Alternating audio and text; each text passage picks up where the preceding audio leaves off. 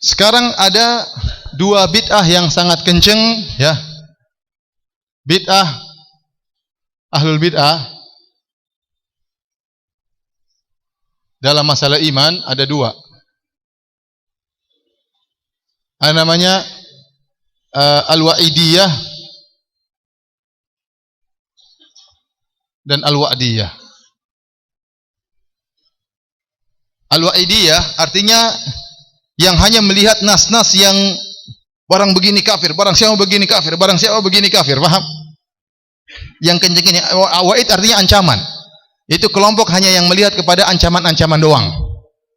Paham? Al-wa'diyah kelompok yang hanya melihat kepada janji-janji Allah. Seakan-akan hadis-hadis ancaman, ayat ancaman enggak ada. Yang ini hanya melihat barang siapa yang bunuh neraka jahanam kekal. Oh, berarti ini. Riba, hadis-hadis banyak diazab di neraka. Berarti pelaku dosa besar apa? Kafir. Al-wa'idiyah ada dua kelompok, yaitu al-khawarij wal mu'tazilah. Adapun al-wa'idiyah ada kelompok al-murji'ah. Dan al-murji'ah ini, jadi al-wa'idiyah, al-khawarij wal mu'tazilah. Apa bedanya khawarij dengan mu'tazilah? Al-khawarij memandang pelaku dosa besar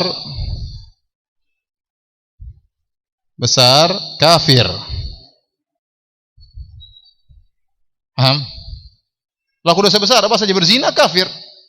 Mereka hanya melihat hadis, contohnya Rasulullah SAW mengatakan la yazni zani hina yazni wa huwa mu'min. Tidaklah seorang yang sedang berzina tatkala sedang berzina dan dia dalam kondisi mukmin, berarti dia kafir. Wala yasriqus sariq hina yasriqu wa huwa mu'min. Tidaklah seorang sedang mencuri dalam kondisi mukmin. Wala yashrabul khamr syaribul khamr hina yashrabuha wa huwa mu'min. Tidaklah seorang minum khamr sedang minum khamr dalam kondisi mukmin, berarti dia kafir. Jadi mereka hanya melihat hadis-hadis yang apa? Yang ngancam. Ayat-ayat yang ngancam. Kata mereka pelaku dosa besar kafir. Ada orang berzina kafir atau tidak? Ada orang makan riba kafir atau tidak? Kafir. Ada orang membunuh kafir atau tidak? Kafir. Al-Mu'tazilah tidak. Al-Mu'tazilah berpendapat pelaku dosa besar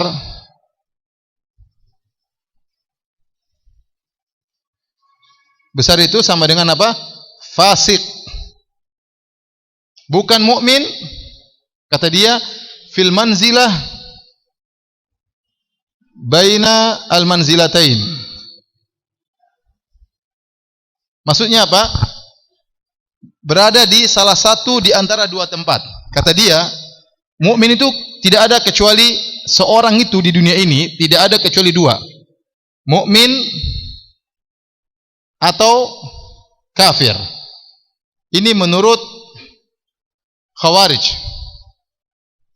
Seorang itu kalau enggak mukmin ya kafir, paham? Mu'tazilah bilang tidak, ada satu di tengah-tengah, namanya apa? Fasik. Dia orang mukmin, oh bukan orang Islam dia, bukan orang mukmin. Orang kafir enggak, dia di tengah-tengah. Bukan orang muslim, bukan. Orang kafir enggak juga, terus mana? Fasik. Terus dia ini nasibnya gimana di akhirat? Nasibnya sama, kekal di neraka.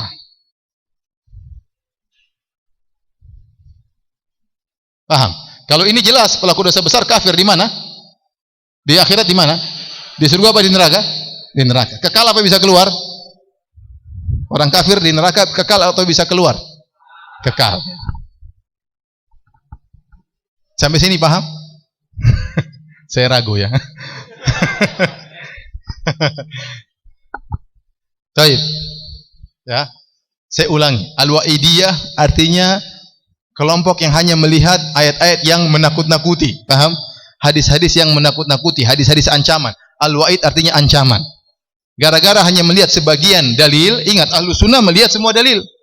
Ahlul bid'ah itu hanya mereka berdalilkan satu, tidak melihat dalil yang lain. Itu masalahnya di situ. Adapun Ahlus Sunnah mereka melihat dalil secara keseluruhan, kemudian mereka mengambil kesimpulan. Mereka berusaha mengkompromikan dalil-dalil yang ada. Ahlul bid'ah hanya melihat satu sisi dalil. Tatkala hanya melihat satu sisi dalil, maka muncullah salah pemikiran, salah pemahaman. Di antaranya muncullah Khawarij dan Mu'tazilah. Ini nama-nama kelompok. Ya. Al-Khawarij. Kenapa Khawarij? Ya, mereka memberontak keluar dari pemerintah yang sah. Kemudian di antara akidah mereka, pelaku dosa besar kafir. Kalau kafir berarti di mana? Di neraka jahanam kekal. Al-Mu'tazilah kata mereka, pelaku dosa besar itu bukan orang kafir. Terus orang mukmin bukan juga, tapi di tempat di antara dua tempat. Fil manzilah bainal manzilatain, artinya di satu tempat di antara dua tempat, yaitu fasik. Terus di akhirat gimana? Di neraka jahanam. Sama kekal. Oleh karenanya, meskipun Mu'tazilah sama Khawarij berbeda dari sisi pengungkapan terhadap pelaku dosa besar dinamakan oleh orang Khawarij sebagai apa? Sebagai kafir. Pelaku dosa besar dinamakan oleh Mu'tazilah sebagai apa? Fasik. Nasibnya di akhirat sama atau tidak? Sama. Meskipun berbeda secara ibarat di dunia, penamaan di dunia, tapi keyakinan mereka berdua sama. Di akhirat sama-sama apa? Kekal. Paham? Tetapi di neraka kata mereka, meskipun sama-sama kekal, tapi tingkatan nerakanya berbeda-beda ya. Kalau yang kafir nerakanya lebih bawah, paham? Kalau yang fasik nerakanya lebih atas, tapi sama-sama apa? Kekal. Baik, paham? Baik. Kemudian kita kembali kepada Al-Wa'diyah. Al-Wa'diyah itu kelompok yang hanya melihat kepada janji-janji. Janji-janji. Kalau ini apa? Ancaman. Ayat-ayat ancaman, hadis-hadis ancaman. Kalau ini sebaliknya, ya, janji-janji aja. Dalam hadis Rasulullah SAW ditanya, ya Rasulullah, ada seorang begini, ya, dia mukmin. Kata kemudian ditanya kepada Nabi, wa in sarak wa in zana, meskipun dia berzina, meskipun dia mencuri, iya dia mukmin atau dia muslim, ya. Jadi mereka hanya melihat sebagian hadis-hadis seperti yang memberi apa namanya janji-janji. Seperti lihat ada perempuan kemudian berzina, menghilangkan ini, kemudian apa? Masuk surga, ya. Pokoknya hadis-hadis yang kelihatannya surga itu masuk paling gampang, ya. Surga itu sangat gampang. Sehingga mereka melupakan hadis-hadis dan ayat-ayat ancaman. Terjerumuslah mereka dalam masalah murji'ah. Murji'ah diambil dari kalimat al-irja. Al-irja artinya at-ta'khir. At-ta'khir maksudnya mengakhirkan amal dari iman. Maksudnya amal tidak dimasukkan dalam iman. Menurut mereka amalan itu bukan apa? Bukan iman. Menurut mereka amalan itu bukan apa? Bukan iman. Kenapa? Timbul bid'ah ini dalam rangka membantah bid'ah dua orang ini. Khawarij, dua kelompok ini, Khawarij Mu'tazilah. Mereka tidak senang melihat orang suka dikafir-kafirkan. Kata mereka enggak kafir. Terus dosa besar tidak jadi masalah, itu bukan dari iman. Iman itu masalah di hati. Kalau orang sudah membenarkan, maka dia telah apa? Beriman. Tidak pengaruh itu masalah dosa-dosa besar. Paham? Maka timbullah bid'ah yang merupakan oposisi dari Khawarij dan Mu'tazilah, disebut dengan bid'ah apa? Al-Murji'ah. Diambil dari kalimat al-irja. Al-irja artinya mengeluarkan amal dari iman. Mengeluarkan amal dari iman. Ya. Contoh dalil mereka, contohnya kata mereka Allah berfirman, innal ladzina amanu wa amilus solihat. Kata mereka, lihat, Allah berfirman, sungguhnya orang-orang yang beriman dan beramal soleh. Berarti Allah bedakan antara iman dengan amal soleh. Kata mereka demikian. Iman beda, amal soleh apa? Beda. Padahal para ulama menjelaskan, justru Allah menyebutkan amal soleh secara khusus, itu adalah bab penyebutan khusus setelah umum. Penyebutan apa? Zikrul khas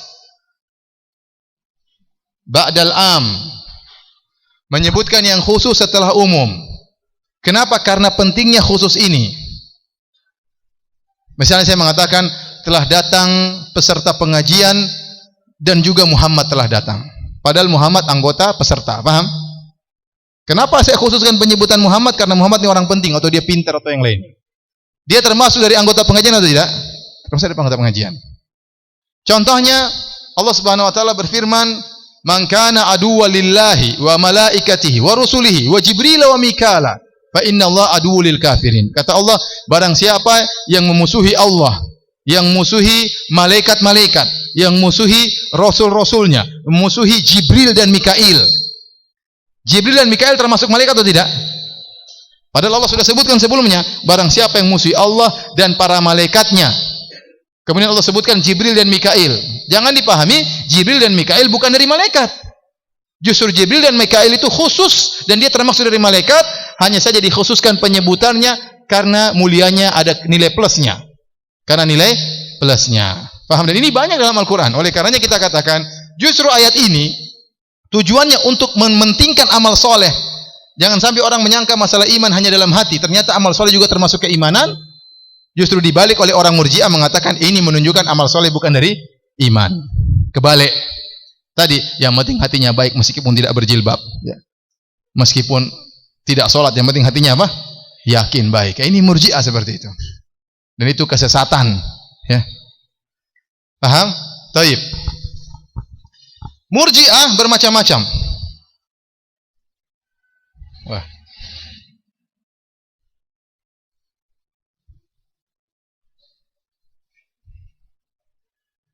Susahkah begini ya? Hah? Murji'ah, ini apa? Kelompok-kelompok Murji'ah.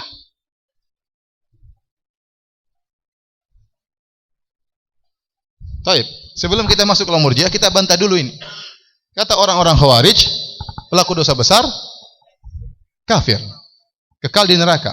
Mu'tazilah juga demikian, kekal di neraka. Padahal terlalu banyak dalil Rasulullah SAW menegakkan hukum had. Rasulullah menegakkan hukum had. Kalau berzina, kalau sudah belum menikah dia apa? Dicambuk. Kalau mencuri, tangan dipotong. Ya. Kalau seandainya mereka murtad, pasti dibunuh seluruhnya. Ternyata hukum hadnya mencuri tidak sama dengan hukum murtad. Yani kalau menurut mereka orang berlaku dosa besar murtad. Padahal kita tahu bahwasanya orang yang murtad, ya, kata Rasulullah SAW, man baddala dinahu faqtuluh. Barang siapa yang mengganti agamanya bunuh dia, kata Nabi SAW. Ini hukum dalam syariat Islam. Barang siapa yang merubah agamanya dibunuh. Ternyata Rasulullah SAW memberi hukuman kepada pelaku dosa besar selain murtad berbeda, tidak sama. Bahkan kata Allah, bagi orang yang sekarang bunuh-bunuhan, dalam kata Allah Subhanahu wa taala, faman ufiya lahu min akhihi syai'un fattiba'un bil ma'ruf adaun ilahi bi ihsan. Kata Allah, barang siapa di antara kalian, ya, yang dimaafkan oleh saudaranya, jadi ada pembunuh, bunuh orang. Kata Allah, jika dia dimaafkan oleh saudaranya, berarti kan pembunuh masih dinamakan apa? Saudara. Saudara dari yang terbunuh. Saudara dari yang masih dinamakan saudara. Dalam ayat yang lain kata Allah, wa in ta'ifatani minal mu'minina qatatalu. Kalau ada dari kaum mukminin berperang-perangan, saling bunuh-bunuhan. Bunuh orang dosa besar atau bukan? Dosa besar, tapi Allah masih menamakan mereka orang beriman. Ya, wa in ta'ifatani minal mu'minin. Kalau ada dua kelompok mukminin saling bunuh-bunuhan. Kata Allah saling perang-perangan, fa aslihu bainahuma. Damaikanlah di antara keduanya. Kemudian kata Allah, innamal mu'minuna ikhwah. Ayat selanjutnya dalam surat Al-Hujurat. Sungguhnya orang-orang beriman itu saling bersaudara. Ternyata mereka yang berperang ini saling bunuh-bunuhan masih dinamakan sebagai orang beriman. Sementara menurut Khawarij kafir. Paham? Ya.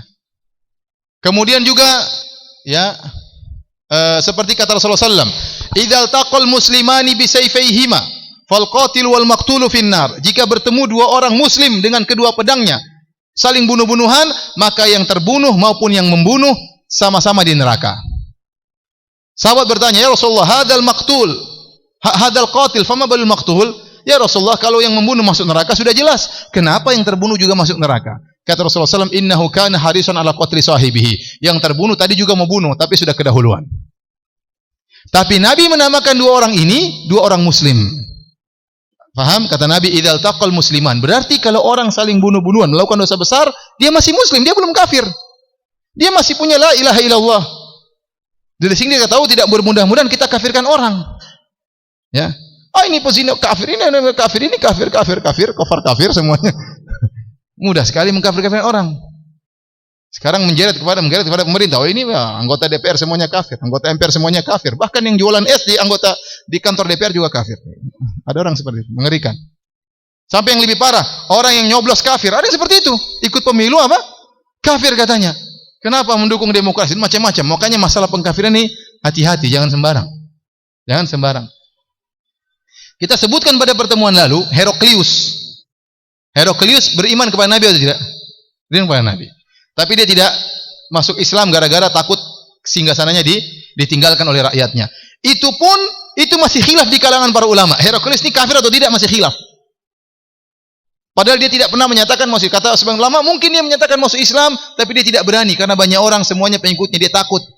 Ada yang mengatakan dia kafir, itu pun masih apa? Khilaf. Sekarang orang mudah-mudah sekali mengkafirkan. Kita tidak boleh mengkafirkan seorang kecuali dia melakukan pembatal keimanan yang benar-benar jelas, kemudian kita tegakkan hujah. Kalau dia sudah masih ngeyel, baru bisa kita kafirkan. Ya, karena di sini sekarang ada sistem pengkafiran MLM, itu bahaya.